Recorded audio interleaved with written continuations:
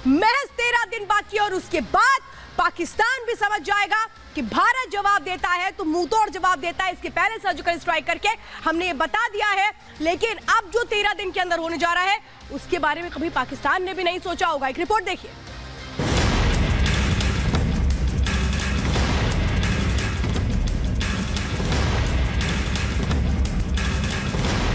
प्रकार की घटनाओं को टेकन फॉर ग्रांटेड नहीं लिया जा सकता है। सुना आपने, राजनाथ सिंह कह रहे हैं पुंछ जैसी आतंकी घटना को टेकन फॉर ग्रांटेड नहीं लिया जा सकता। यही वो संदेश है जिसे दुश्मन मुल्क को क्लियर करने के लिए भारत के रक्षा मंत्री राजनाथ सिंह ने दिल्ली से राजौरी की उड़ान भरी। यहां उन्होंने सुरक्षा स्थिति की समीक्षा की, साथ ही सेना के अधिकारियों के साथ बैठक की। रक्षा मंत्री का ये काफिला जो है वो एयरफोर्स स्टेशन जम्मू में प्रवेश कर रहा है। दरअसल आज का ये दौरा जम्मू कश्मीर में लगातार हो रही आतंकी गतिविधियों के बीच बहुत ज्यादा महत्वपूर्ण है और इस दौरे को पूरा करके अब रक्षा मंत्री राजनाथ सिंह एयरफोर्स स्टेशन पहुंच रहे हैं, जहां से सीधा दिल्ली के लिए रवाना होंगे। लेकिन इसके पहले अगर बात करें तो राजौरी वो पहुंचे और राजौरी में समीक्षा बैठक की गई। इस समीक्षा बैठक में कई महत्वपूर्ण बिंदुओं पर विस्तार से चर्चा की गई। रक्षा मंत्री की राजौरी में मौजूदगी के मायने बेहद अहम है। ये कोई मामूली दौरा नहीं है। वो पुंछ हमले के 6ठे दिन राजौरी पहुंचे, जिसके बाद ये कयास लगाए जाने लगे कि देश अपने 4 जवानों की शहादत का बदला जल्द लेगा।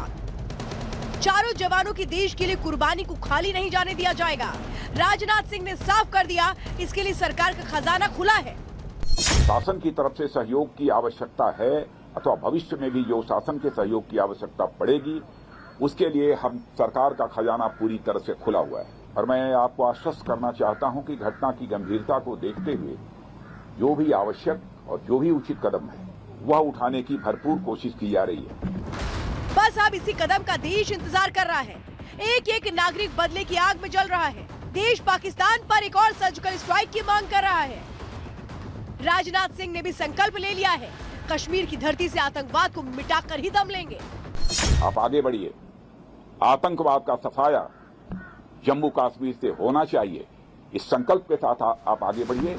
पुंछ हमले के पीछे चीन और पाकिस्तान की साजिश का पता चला है।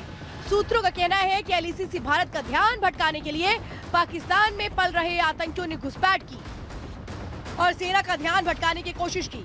लेकिन भारत का स्टैंड क्लियर है कि अब दुश्मन को संभलने का मौका नहीं दिया जाएगा, फिर चाहे वो पाकिस्तान हो या चीन हो, एलएसी हो या एलओसी। देश की सुरक्षा सबसे ऊपर है।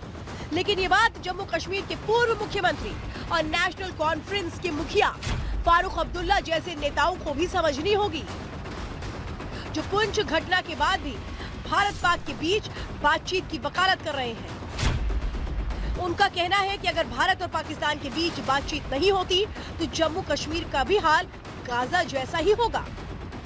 अगर बातचीत से हमने ये सुलझाया नहीं तो माफी चाहता हूं आपसे कहने का, हमारा भी वही हाल होगा जो आज गाजा का और पैलेस्टीनियन का हो रहा है, जिन पे आज बमबारी की जा रही है इजराइल की तरफ से। सरकार का फोकस आतंक का सफाया है, इसलिए रक्षा मंत्री राजनाथ सिंह के आने के 2 दिन पहले सेना प्रमुख मनोज पांडे ने भी सैनिकों से उन गुफाओं को नष्ट करने को कहा जिनका इस्तेमाल आतंकवादी छिपने के ठिकानों के तौर पर कर रहे हैं। ये सभी निर्देश इस ओर इशारा कर रहे हैं, कुछ तो बड़ा होने वाला है जो चीन पाकिस्तान को महंगा पड़ सकता है। Bureau report, Republic Bharat.